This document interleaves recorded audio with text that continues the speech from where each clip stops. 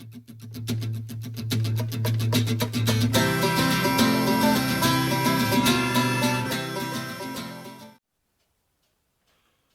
everybody, it's Off Grid with Doug and Stacy. I'm Doug. I'm Stacy. And we're going to start a new series and maybe make a playlist called Cooking Off Grid with Stacy, or Off Grid Cooking with Stacy, or Cooking Off the Grid with Stacy, or something. I don't know. Who knows?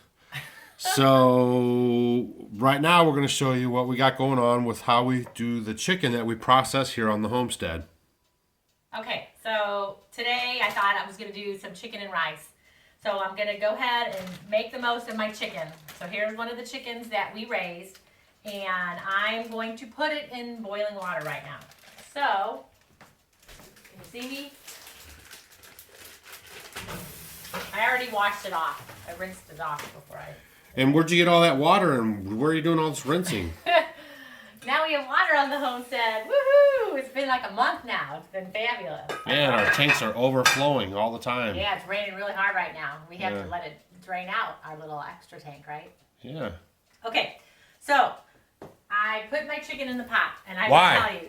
Well, because I'm going to make some bone broth from the chicken. Well, why all of a sudden, we used to bake our chicken and everything else, and we were just talking about that this morning. Why all of a sudden have we been boiling our chickens all the time? You've always heard how chicken soup is good for you when you're sick, but actually chicken broth is good for you all the time. And what we want to call it is actually bone broth.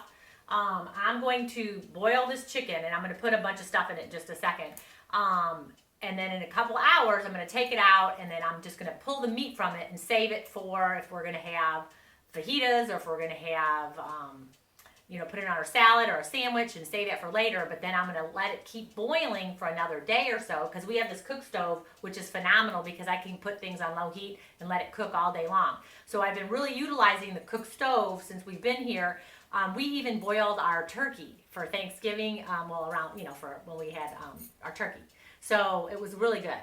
And I love it because it makes it so flavorful, and it's been fabulous. So this is what I do. I've been boiling anything. I mean, if you get any kind of a bird, if you have duck or pheasant or whatever you're doing, I mean, it's just great to boil it because it keeps the flavor, and the broth is so wonderful. Bone broth is so high in the minerals because you're going to be leaching all the minerals from the marrow and from the bones, and it is so healing for digestive issues, autoimmune issues, for aches and pains, just to make you feel good. It's just loaded.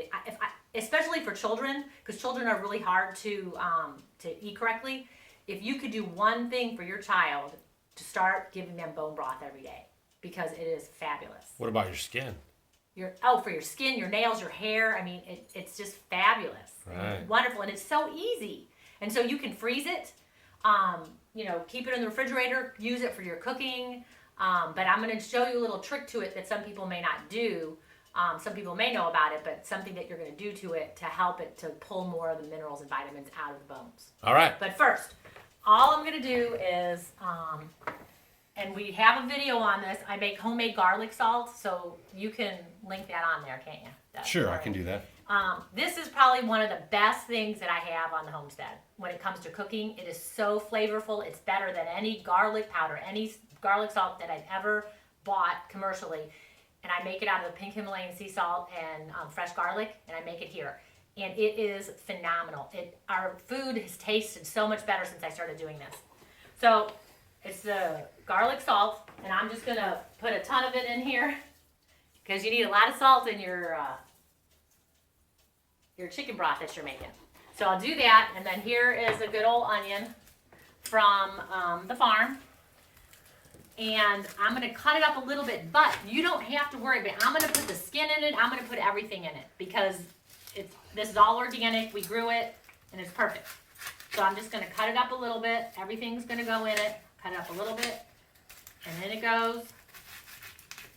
Got some organic carrots. I'm going to put some of those. Whatever you got, fresh parsley, whatever you have, just put it in there. If you only have salt, put salt in it. Okay. Because it's just going to get all the vitamins out of it. I don't really care. It doesn't have to be perfect. You can eat these later because they're going to be loaded in vitamins too. Okay, so I got carrots. I got garlic salt in there. I'm going to throw my onions in there. The skin. You name it. It all goes in there. Okay. And then, of course, oh, the chicken's already in there, right? Yep, I think I put it in there. And then all I'm going to do is put a lid on it, if I can find my lid. I don't know where it is. I lost the lid. I'm going to have to go to plan B. I don't know what happened to my lid. You only use plate lids around. I know, now. I'll be right back. All right. Okay, so now I covered up my pot with my nifty lid here. And now I'm going to make some Armenian rice pilaf. Everyone pretty much knows how to make rice. I just have some brown rice here. I'm going to do 3 cups. So generally for your cup of rice, you use 2 cups of water. And I'm going to use my bone broth from our chicken. I usually try to do chickens, and I do my bone broth about once a week. I'll boil the chicken. So here's some broth, and I need to do about 6 cups. So I'm just going to pour it in here. All right. So then I'm going to bring that to a boil too. And then when that comes to a boil, I'm going to show you what we're going to do next, because this is the trick to make it taste just yummy, yummy, yummy. I need a lid for that now. I hide my lids up here because we don't have a lot of storage space inside of my stock pots. So I'm going to let that come to boil, and I will be back and let you know what I'm going to do to the rice pilaf in just a second. Okay, so now I'm in the process of boiling my chicken and making my bone broth and making my chicken. And while that is cooking, I'm finishing up my Armenian rice pilaf. Now on the pilaf, right now my water's boiling with my 3 cups of rice and chicken broth. And what I'm going to do now is get ready and make the trick part of it that makes it so yummy. I went ahead, I have raw butter, and if you don't have access to raw butter, then you can just get unsalted butter from the store. But raw butter is just awesome. I mean, if you have access to getting it at any farm or farmer's market that sells it, I would highly recommend it because it's so wonderful for you. Or make it yourself. Right, if you have access to getting raw milk, yeah, you could do it from the cream.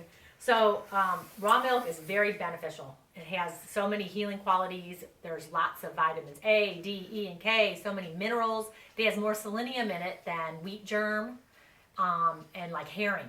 So, I mean, it's just fabulous. And then they pasteurize it, kill it all, and then sell you liquid water that's white. Are you talking about milk? Yeah. For milk, right. So raw milk is great. There's also something that's called the Wolzen effect. And what it does is, and it's only found, the Wolzen effect, if you have raw milk or cream or milk, butter made from it. And what it does is it helps with the stiffness in your joints. It helps with arthritic pain. And it also helps with you absorbing the calcium in your bones as opposed to your joints. Where do you learn all this stuff? Study. So it is just really neat, and it has a good ratio of omega-3s to omega-6s. You're getting your short chain and medium chain fatty acids. I mean, and it helps your immune system. So if you have access to raw milk or raw butter, go for it because it's great. So all I did here is use about 5 tablespoons of the raw butter. And then if you had little fine egg noodles, and I don't have fine egg noodles, so I just had some spaghetti, and I'm going to break it up, little bitty pieces like this. So if you don't ever have egg noodles and you want to make some with egg noodles, you can use spaghetti noodles too. So I'm going to break these up, and I'm going to melt the butter on the stove over here. And when I'm totally bubbling with my, too much going on here. See, it's getting ready to bubble here.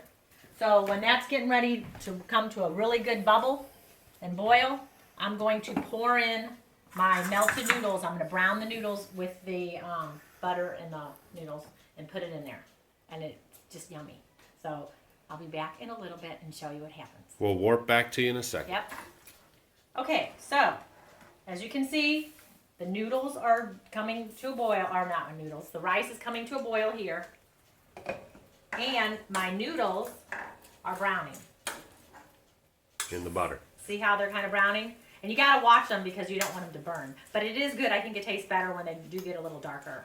So you wanna brown them in the butter.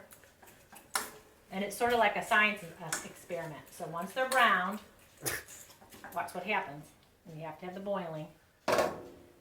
Then I'm going to pour this in there. Voila! What's his name? Emerald? We gotta go like that. Bam! Yeah, bam, here it comes.